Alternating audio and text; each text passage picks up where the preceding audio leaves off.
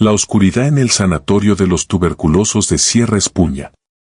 Un grupo de 5 amigos, Laura, Marcos, Paula, Sergio y Álvaro, se dirigió al antiguo sanatorio de Sierra Espuña una noche de verano. Habían escuchado las leyendas y visto videos en internet sobre las extrañas experiencias paranormales que muchos aseguraban haber vivido allí. Llenos de adrenalina y sin realmente creer en fantasmas, decidieron que esa noche explorarían el lugar. El viento soplaba entre los árboles, haciendo que las ramas crujieran como si algo se acercara. Era pasada la medianoche cuando llegaron. El sanatorio se erguía imponente, una mole oscura y en ruinas, en medio del denso bosque. Las ventanas rotas parecían ojos vacíos que observaban. «Esto parece de película», dijo Laura con una risa nerviosa, mientras los demás asentían. Con linternas en mano, comenzaron a caminar por los pasillos del edificio. A pesar de su deterioro, todavía podían reconocerse algunas áreas, las habitaciones, el comedor y lo que parecía ser una antigua capilla. Todo estaba en silencio, roto solo por el sonido de sus pisadas y las hojas arrastradas por el viento. Mientras avanzaban, la sensación de opresión aumentaba. Sergio fue el primero en notarlo. ¿Han sentido cómo ha cambiado el aire? Se siente pesado, comentó en voz baja. Paula se burló. ¿Qué, ahora te pones paranoico? Tranquilo, son solo ruinas. Sin embargo, todos empezaron a sentir lo mismo, una sensación de que algo o alguien los estaba observando. De repente, un estruendo rompió el silencio. Provenía de la planta superior. ¿Qué diablos fue eso?, preguntó Álvaro, mientras apuntaba su linterna hacia la escalera que llevaba a las habitaciones. Las luces temblorosas apenas iluminaban el piso superior, pero estaban decididos a descubrir qué lo había causado. Subieron en silencio, con cada paso rechinando bajo sus pies. El ambiente parecía más frío allí arriba, a pesar de ser verano. En cuanto llegaron al final del pasillo, algo les heló la sangre. En una de las puertas, alguien había escrito «Ayúdame» con una caligrafía infantil. Marcos intentó reírse, pero su risa fue apagada por un escalofrío que recorrió su espalda. «¿Quién haría esto? Es ridículo», exclamó, aunque su voz sonaba menos segura. De repente, la linterna de Laura comenzó a parpadear. Ella golpeó el aparato con nerviosismo, pero antes de que pudiera arreglarlo, las luces de las demás linternas también comenzaron a fallar. El pasillo quedó sumido en la oscuridad total. «No puede ser, esto es imposible», gritó Paula. Sin previo aviso, un fuerte golpe resonó detrás de ellos. Giraron en pánico, pero lo que vieron les dejó sin aliento. Una figura alta y oscura estaba de pie al final del corredor, inmóvil. No se distinguían rasgos, solo una silueta que parecía absorber la poca luz que quedaba en el lugar. «Corramos», susurró Sergio, apenas audible. Pero nadie se movió. Estaban paralizados, incapaces de apartar la vista de esa figura. Y entonces, lentamente, la sombra comenzó a moverse hacia ellos. No hacía ruido, pero la sensación de peligro era innegable. Laura, con el corazón desbocado, gritó: «¡Corran!». Bajaron las escaleras a trompicones, escuchando cómo la figura parecía seguirles, aunque no podían oír pasos. El eco de su propia respiración y los latidos de su corazón eran lo único que rompía el silencio sepulcral. Pero el sanatorio era un laberinto de pasillos, y cuanto más corrían, más parecía que se perdían dentro de él. Finalmente, encontraron una puerta que daba al exterior. Álvaro la empujó con todas sus fuerzas, pero estaba atascada. Mientras intentaban abrirla, escucharon algo más, susurros. Eran suaves, pero claros, provenientes de todas partes. Parecía un coro de voces distantes, pero cercanas al mismo tiempo. Y lo peor, se oían niños riendo. Paula, aterrorizada, empezó a llorar. «Esto no puede estar pasando, no puede ser real». Marcos, temblando, tomó a Laura del brazo y la ayudó a empujar la puerta hasta que finalmente cedió. Salieron corriendo al frío aire de la noche, sin mirar atrás. Pero algo iba mal. Afuera, el bosque estaba sumido en un silencio antinatural. Ni el viento ni los animales nocturnos hacían ruido, como si el tiempo se hubiera detenido. Miraron hacia el sanatorio, y allí, en una de las ventanas del piso superior, vieron lo impensable, una figura que los observaba desde la oscuridad. Era pequeña, como la de un niño, pero sus ojos brillaban de una forma antinatural. «Vámonos, vámonos ya», insistió Sergio. Corrieron al coche y arrancaron sin perder un segundo más. Mientras se alejaban por el sinuoso camino de montaña, Laura no pudo evitar mirar por el retrovisor. La figura seguía ahí, observando desde lo alto, cada vez más pequeña, hasta que finalmente desapareció entre los árboles. Cuando llegaron a casa, nadie habló de lo que había sucedido. Ninguno quería recordar lo que habían visto o escuchado. Pero esa noche, Laura tuvo un sueño, estaba de nuevo en el sanatorio, caminando por los pasillos. Y, al final, en la puerta de una habitación, estaba el mismo niño que los había observado desde la ventana. Con una sonrisa torcida, extendió la mano hacia ella, y Laura se despertó de golpe, con el frío recorriéndole la espalda. Sabía que jamás olvidarían aquella noche en el sanatorio de Sierra Espuña, y que algo o alguien seguía observándolos.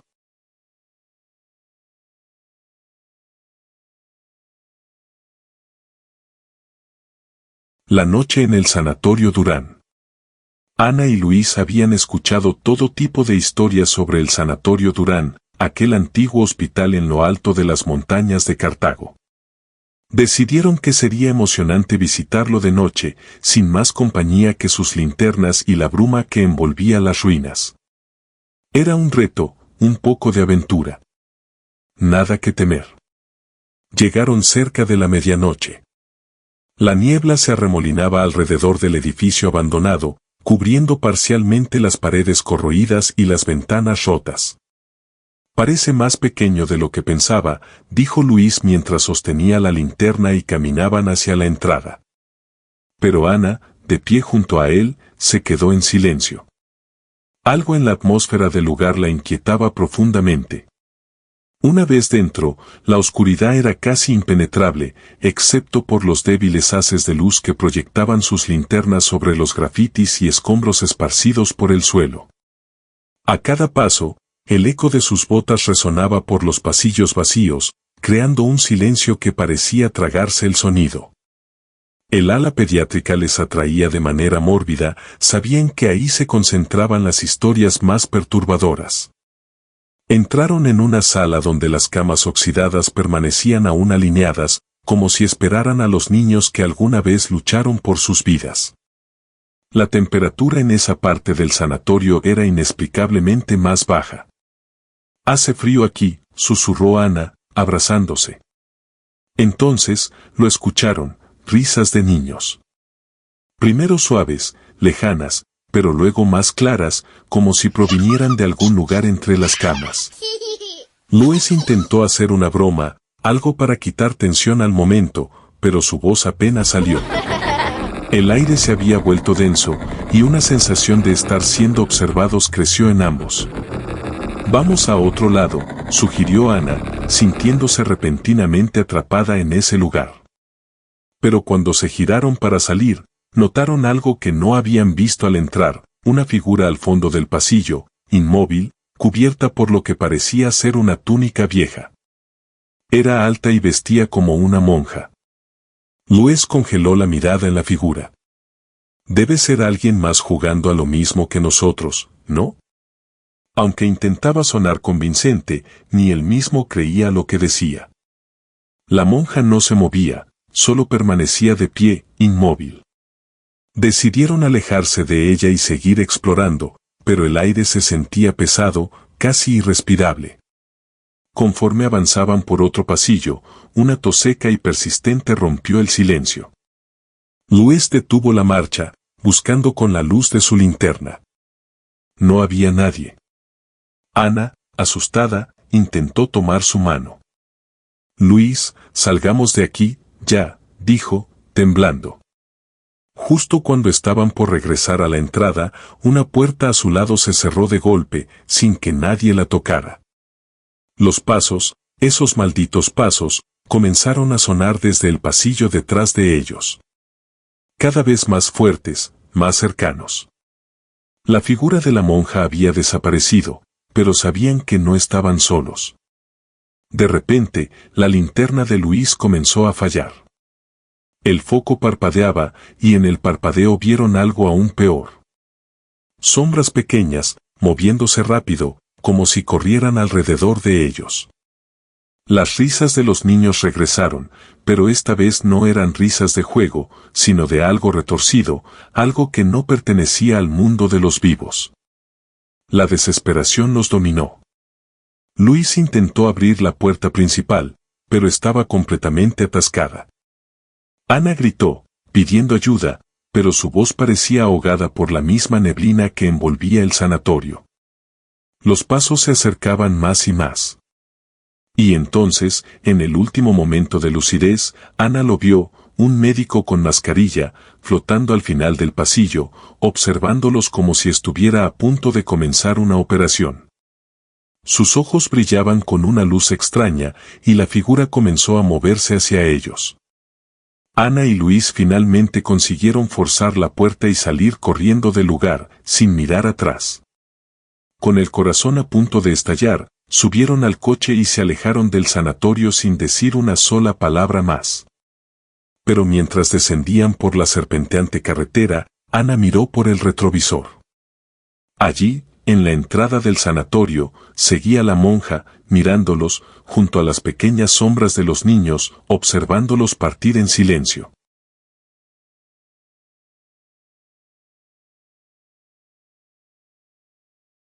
El sanatorio de Poveglia. Era el verano de 1952, cuando una joven enfermera llamada Clara llegó a la isla de Poveglia, en Italia, para trabajar en el sanatorio psiquiátrico que se había instalado en ese lugar aislado y olvidado. La historia de la isla le era familiar. Durante siglos, Poveglia había sido una estación de cuarentena para enfermos de peste. Miles murieron allí, y los cuerpos de las víctimas fueron incinerados o enterrados en fosas comunes. En la Primera Guerra Mundial, la isla albergó un hospital militar y, desde 1922, se utilizó como hospital psiquiátrico para enfermos mentales. Clara había oído rumores sobre el lugar, sobre el sufrimiento y la muerte que parecían haberse aferrado a la isla. Se contaban historias de pacientes que nunca lograban recuperarse, de gritos en las noches, y de un director que llevaba a cabo experimentos poco éticos.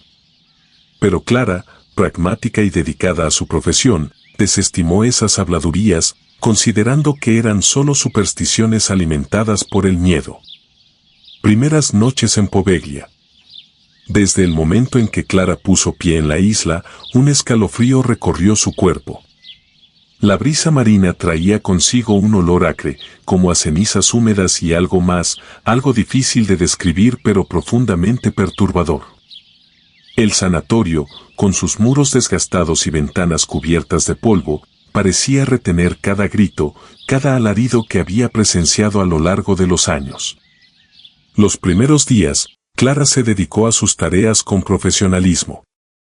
Los pacientes eran muchos, algunos completamente incoherentes, otros presos de sus propios delirios. La mayoría de las noches, Clara no podía conciliar el sueño debido a los gritos que resonaban en los pasillos. Los otros enfermeros le decían que era normal, que los pacientes eran especialmente inquietos después de la medianoche, pero Clara notaba algo más: los gritos no solo venían de las habitaciones, sino de los muros, de los rincones oscuros del hospital. El doctor Marco. Pronto, Clara comenzó a notar el comportamiento extraño del director del hospital, el doctor Marco, un hombre de avanzada edad con una reputación inquietante entre el personal. Se decía que realizaba tratamientos experimentales con los pacientes, llevándolos al límite del sufrimiento en nombre de la ciencia.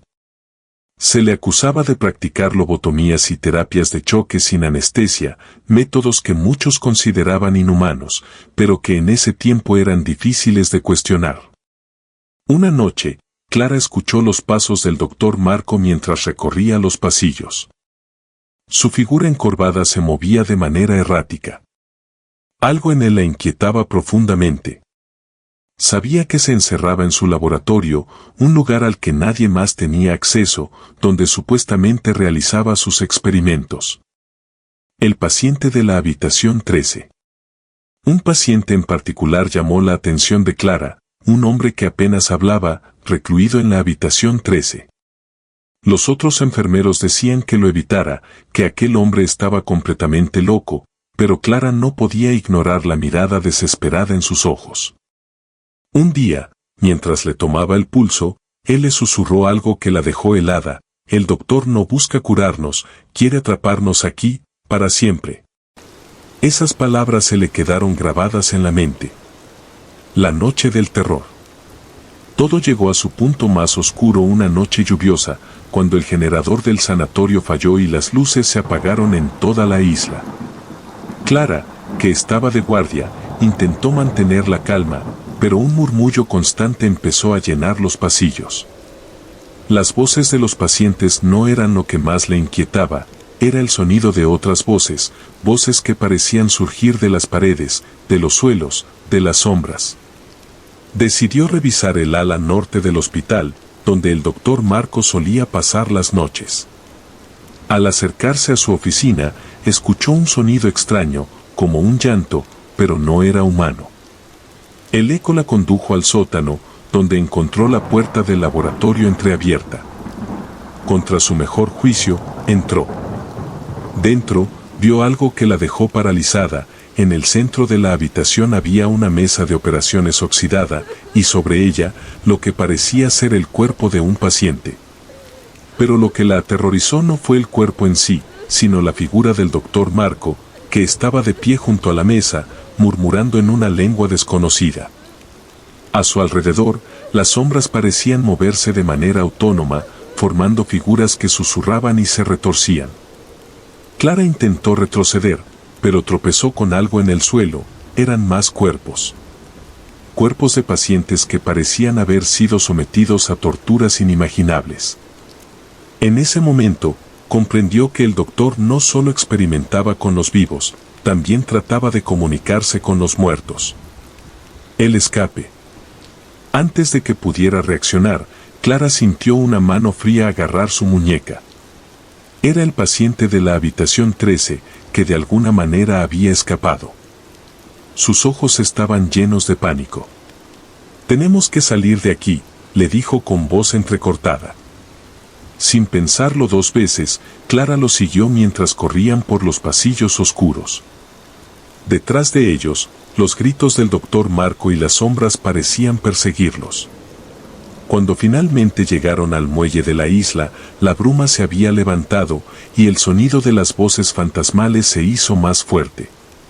Con el corazón latiéndole en los oídos, Clara logró subir a un bote con el paciente, dejando atrás el sanatorio maldito. Al amanecer, llegaron a la costa. Pero Clara jamás volvió a ser la misma. Los recuerdos de Poveglia, del doctor Marco y las sombras que habitaban la isla la perseguirían hasta el final de sus días.